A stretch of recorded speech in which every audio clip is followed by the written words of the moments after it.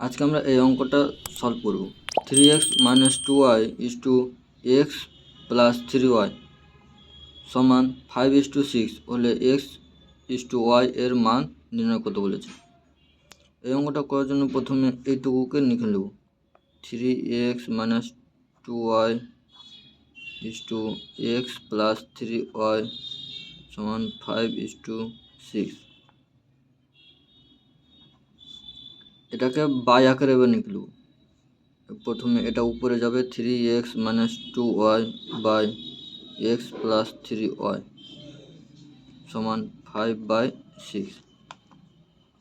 এটাকে আবার কোনাকুনি গুণ করে দেবো।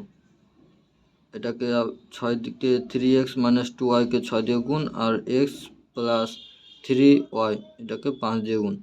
এটাকে 6 দিয়ে গুণ করলে কত হয়? 3 × 6 = 18। 18x - 12y সমান 5x + 15y। এখান থেকে এক্সগুলোকে একদিকে করে নেব।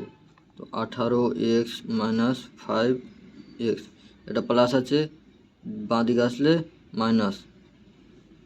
এবার এটা 15y, এটা কি মাইনাস আছে, এবার এটি ডান দিকে নিয়ে যাব, তো এটা হচ্ছে প্লাস 12y। 18 থেকে 5 বাদ দিলে কত?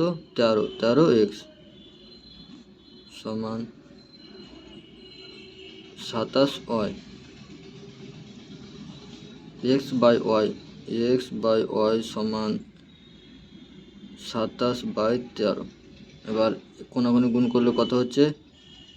13x হচ্ছে, এটা 27y হয়ে যাচ্ছে, মানে ঠিক আছে। অতএব এটাকে লিখতে পারি x/y সমান 27/13। এটাই চেয়েছে উত্তর। হ্যাঁ।